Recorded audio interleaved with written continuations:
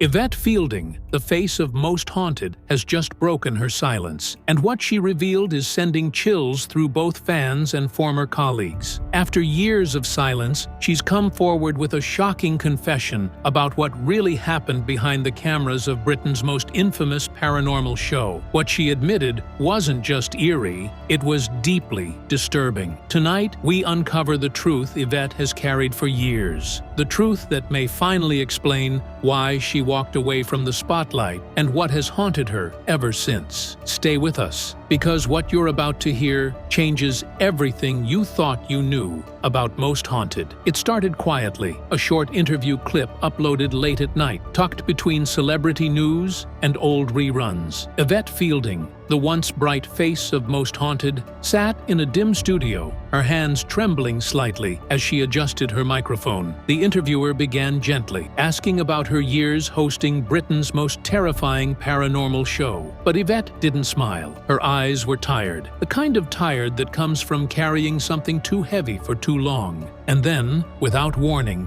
she said the words that froze the room. "There are things we filmed that should have never seen the light of day. Things that should have stayed buried." The clip spread like wildfire across social media. Within an hour, fans and former crew members were reposting it with captions like, "She's finally saying it," and "This explains everything." People had always wondered if Most Haunted had crossed a line, if something truly dark had followed them beyond the show. Yvette's tone confirmed it. Her voice quivered as she described moments the cameras couldn't show, incidents that left the crew shaken and changed. "We opened doors we didn't understand," she continued, her voice cracking mid-sentence, "and we paid for it." By morning, major outlets like the BBC and The Mirror had picked up the story. Some headlines framed it as a long-overdue confession, others called it a breakdown. But those who'd followed Yvette since the early 2000s knew this wasn't the kind of thing she would fake. She wasn't promoting a reboot, a book, or a tour. This was something else, an unburdening. In the full video, which was later pulled offline, Yvette stared off camera and whispered, "The worst part wasn't what we filmed, it was what came after." A chill went through every viewer who remembered those eerie nights of flickering lights and cold whispers. What came after? What had haunted her for nearly 2 decades? That single question reignited a mystery fans thought they'd buried long ago. Something had happened behind the scenes of Most Haunted, something that left Yvette Fielding scarred, shaken, and afraid to speak. Until now. Long before her haunting confession, Yvette Fielding was one of Britain's most beloved television personalities. She started her career on Blue Peter, smiling in front of millions, radiating warmth and innocence. No one could have imagined that years later she'd become the face of fear, the woman who walked into darkness so the audience didn't have to. In 2002, she and her husband, Carl Beatty, launched a small experimental show on Living TV called Most Haunted. The idea was simple: take a crew into old buildings rumored to be cursed, lock the doors, and see what happens. No scripts, no special effects, just pure fear. At first, the concept sounded absurd, a ghost hunting reality show in an age of sitcoms and soaps. But when the first episode aired, the response was explosive. The flickering night vision footage, the gasps, the unfiltered screams. Viewers couldn't look away. Yvette's raw reactions made it real. She wasn't pretending to be brave. She was terrified, yet she still went back, episode after episode, into the dark. That honesty turned her into a household name and made Most Haunted one of the most talked about shows in British television history. But behind the scenes, the energy was different. Crew members spoke of strange interference with their equipment, batteries draining, lights flickering, cold spots appearing out of nowhere. Even skeptics started to feel uneasy. Psychic medium Derek Acora became a breakout star, claiming to channel the dead on live camera. The line between entertainment and genuine contact began to blur. People tuned in not just to be scared, but to witness what they believed might be real. As ratings climbed, the locations grew darker. Abandoned hospitals, plague pits, prisons soaked in centuries of suffering. Yvette started staying awake for days before filming, convinced that sleep made her more vulnerable to spiritual intrusion. Her laughter on camera masked exhaustion. And though the crew played along, some later admitted that they began sensing an oppressive energy that seemed to follow them between between episodes. Most Haunted wasn't just a hit show, it became an obsession. Fans sent letters claiming they'd seen spirits in the background, begging Yvette to investigate their homes. She had gone from presenter to paranormal conduit, a role she never asked for but couldn't escape. What no one realized at the time was that Yvette wasn't just hosting a ghost show, she was slowly becoming part of one. For every eerie laugh and jump scare that aired on Most Haunted, there were hours of footage the public was never meant to see. Yvette hinted at this in her recent interview, her eyes darting as she described unexplainable moments that even the editors refused to touch. According to former crew members, some nights were so unsettling that the footage was either destroyed or locked away in storage, labeled simply as "Do Not Use." One camera operator, who worked on the early seasons, recalled that every time they filmed at certain locations, Pluckley Village, Pendle Hill, and the ancient Ram Inn, things went wrong in ways no one could explain.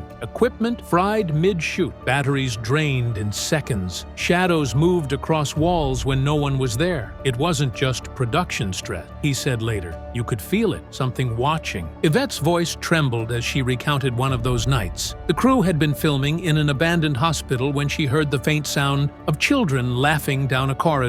Thinking it was a prank, she went to investigate. But when she reached the doorway, the laughter stopped. Moments later, a metal bed frame screeched across the floor behind her. The cameras caught her scream, but not what moved it. "That's when I stopped believing this was all harmless fun," she said. "Something wanted us there." After that night, strange coincidences followed. Crew members reported scratches that appeared overnight, nightmares of dark figures, and sudden sickness during editing sessions. A lighting technician quit mid-season, claiming his house lights would flicker every time the show aired. The production company dismissed it as stress, but Yvette knew better. "I could feel it following us home," she whispered. "It didn't stay on location. It never does." Viewers never saw the nights when Yvette refused to speak on camera, frozen by an unseen presence. They never saw the takes where she wept between scenes, begging Carl to stop filming. One producer later admitted, "There were moments when we thought about canceling the show entirely, but the footage, it was too powerful to ignore." Those missing tapes, hours of vanished footage, became legend in paranormal circles. Some say the reels were cursed. Others claim they were hidden to protect reputations. But for Yvette, they represented something worse, proof that the haunting didn't end when the cameras stopped. It lived in the walls, the crew, and most of all, in her. As Most Haunted grew into a phenomenon, the cracks behind the camera began to show. What started as a small, tight-knit team bound by curiosity slowly unraveled under the weight of fear, fame, and something none of them could explain. The tension wasn't just about creative direction or network pressure, it was personal, even spiritual. Crew members began whispering about nightmares, paranoia, and strange coincidences that followed them long after filming wrapped. Some blamed exhaustion, others whispered about something darker. The first major fracture came during the Derek Acorah controversy, when reports surfaced that one of his possessions might have been scripted by a producer as a test. The media turned on the show. Fans accused the team of fakery, and skeptics mocked them publicly. But those inside the production remember it differently. It wasn't about Derek, one former cameraman later said. It was about what happened after that episode. According to him, multiple crew members reported seeing the same figure, a tall, faceless silhouette, standing at the edge of the set during filming. At first, they thought it was a lighting trick. Then one of the boom operators screamed, claiming it moved toward Yvette. The footage was never released. After that night, trust shattered. Derek left the show soon after, taking his version of events to the grave.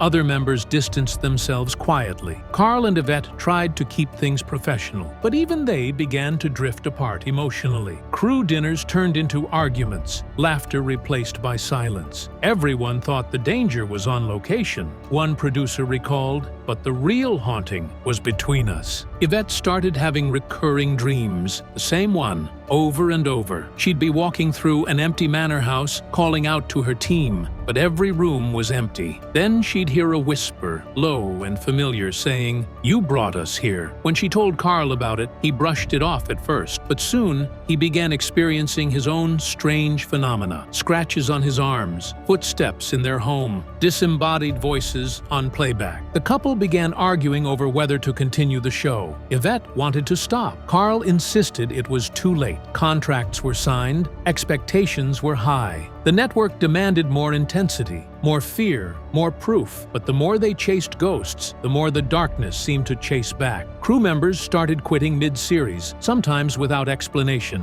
One left a simple note in the control van that read, "Don't go back to that house." By the show's 10th series, Yvette and Carl were barely speaking between takes. The laughter that once held the team together was gone, replaced by something unspoken, a dread that seemed to linger even when the cameras stopped. Yvette later admitted, "We thought we were making a show about the paranormal, but somewhere along the way, we became the story." The rift wasn't just emotional, it felt supernatural, as if whatever they'd been chasing all those years was now feeding off the fear, the guilt, and the growing divide between them. And though Yvette didn't say it aloud at the time, she knew deep down Most Haunted had stopped being a TV show. It had become a curse. Yvette Fielding's voice cracked when she finally described it. The night that, in her words, should have ended Most Haunted forever. It wasn't one of the famous locations or a grand season finale. It was a routine lockdown in an abandoned mansion deep in rural England, a place the crew later refused to name publicly. According to Yvette, it began like any other investigation. Cameras rolling, questions echoing in the dark, and that eerie stillness that every ghost hunter learns to fear. But something was different that night. It didn't feel like a haunting, she said. It felt like we were being hunted. The temperature dropped suddenly. Their equipment started malfunctioning, lights flickering erratically. One of the sound engineers swore he saw a figure standing behind Yvette, but when they turned the camera, nothing was there. The air felt charged, heavy, almost alive. Moments later, a loud metallic crash echoed through the hallway, and their main camera cut out. What the backup camera caught, Yvette says, still keeps her awake at night. For just 2 seconds, the screen flickered, and a dark shape, taller than any of them, darted across the corridor. It wasn't transparent, it wasn't mist, it was solid. After the crash, Yvette began to shake uncontrollably. The crew rushed to her side, and Carl tried to calm her down, but she couldn't speak. She described feeling something ice-cold grip her wrist, squeezing until her fingers went numb. When the lights finally came back, there was a red mark on her arm, long, thin, and unmistakably human. It wasn't pain, she said years later. It was a warning. That night, they wrapped early, shaken and silent. The footage was reviewed once, then sealed away. The next morning, one of the cameramen refused to come back, claiming he'd woken up to find muddy footprints leading to his bed. Another fell ill days later and never returned to filming. When Yvette tried to discuss what happened in production meetings, she said she was told to forget it. The higher-ups didn't want panic, she explained. They wanted ratings. But something had changed in her. Yvette started sleeping with a light on. She'd flinch at sudden noises and refused to enter basements or cellars. Even off-camera, she said, she could feel a presence, one that seemed to follow her from location to location. I'd see it sometimes, just in the corner of my eye, she confessed. The same shadow, the same feeling. It was after that night that the nightmares began. Vivid dreams of whispering voices calling her name, of figures standing over her bed, of hearing the word "stay" whispered into her ear. Carl admitted later that he'd wake to find her crying in her sleep, mumbling, "Don't touch me." Years later, when Yvette was asked point-blank if she believed something followed her home from that mansion, she didn't hesitate. "Yes," she said softly, "and I don't think it ever left." That encounter didn't just change Yvette Fielding's life. It marked the moment Most Haunted stopped being entertainment. It became real, and from that point on, Yvette wasn't just investigating ghosts. She was living with one. After the mansion incident, Yvette Fielding was never the same. Crew members noticed it immediately. Her once calm confidence replaced by unease, her laughter forced, her eyes dark darting toward empty corners of every set. What had begun as a thrilling career exploring the unknown had turned into something that consumed her. She'd arrive early and sit in silence before we started filming. One production assistant recalled, "It was like she was preparing for battle, not a shoot." At first, she tried to keep her fears hidden. She insisted on finishing each episode, no matter how shaken she looked on camera. But privately, the cracks deepened. She began suffering intense migraines during travel days, nosebleeds during long lockdowns, and sudden chills that made her physically shake. On one occasion, she collapsed moments before the cameras rolled, whispering, "It doesn't want me here." The crew dismissed it as exhaustion, but Carl knew better. He later admitted that he would sometimes wake at night to find Yvette sitting upright in bed, staring toward the hallway, whispering, "Did you hear that?" Then came the letters. Dozens of them, all unsigned, began arriving at the studio. Some were from fans, claiming they had seen figures standing behind Yvette during certain episodes. Others contained threats, scribbled messages warning her to stop the investigations or they'd make her stop. Security traced the handwriting to no one. "At first, we thought it was trolls," Carl said. "But then we started getting emails with things no one could have known. Details from locations we hadn't even announced yet." Yvette's health spiraled. She began trembling before every lockdown, sometimes breaking down in tears right before the cameras rolled. One night at a castle in Northumberland, she reportedly froze mid-sentence, staring at a dark doorway for nearly 2 full minutes. The crew thought she was reacting to a sound, but when they checked the footage later, there was nothing. No noise, no movement, just Yvette standing still with her mic picking up a faint whisper saying, "We're not done." By the 17th series, the woman who had once led Britain's bravest ghost hunters was barely holding on. Panic attacks became frequent. Crew members were quitting,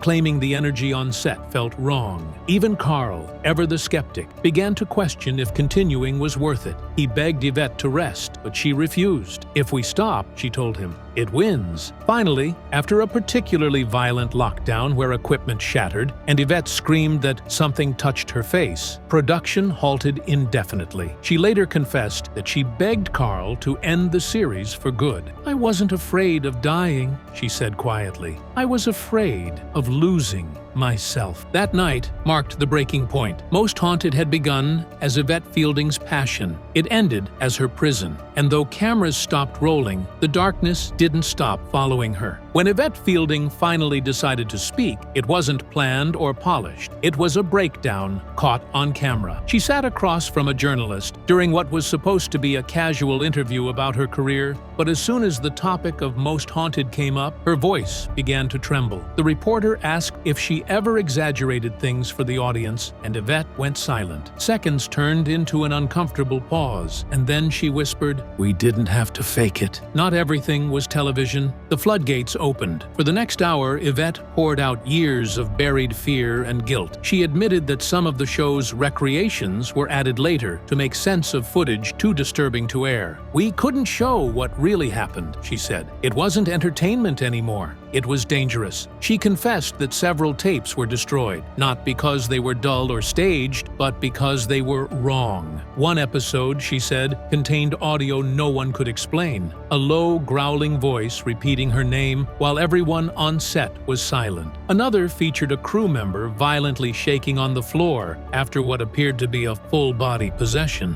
"He never came back," she whispered, "and neither did I." Not really. She described the years after the show ended as hollow. Sleepless nights, unexplained cold drafts in her home, lights flickering at the same time every night. She admitted to keeping salt at her doors and burning sage weekly, saying, "It doesn't stop it, but it slows it down." Tears filled her eyes as she spoke of one final unrecorded moment, waking up one night to see a black figure standing by her bed. "It didn't move, it didn't vanish, it just stared," she said. "And I knew it wasn't part of the show. It was here for me." When the interviewer asked why she chose to come forward now, Yvette gave a faint, exhausted smile. "Because it's still happening," she said, "and silence only feeds it." She looked into the camera, her eyes glistening under studio lights, and left viewers with one chilling warning: the paranormal isn't a game. When you invite it in, it doesn't leave when the credits roll. That confession would send shockwaves through fans and crew alike. Some called it courage, others called it madness. But everyone who watched it agreed on one thing: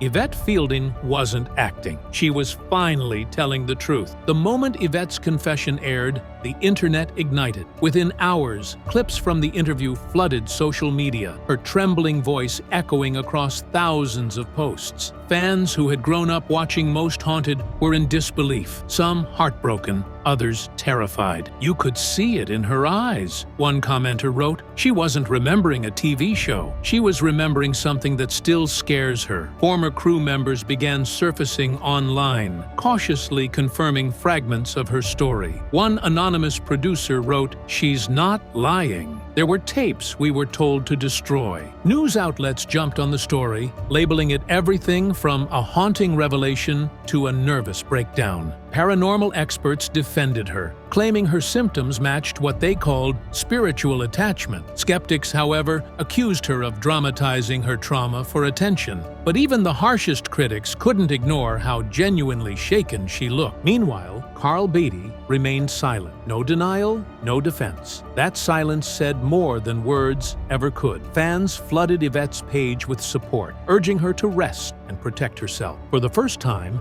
the Most Haunted audience realized the truth might have been staring at them all along, that Yvette Fielding hadn't been hosting ghosts for television. She'd been living with them.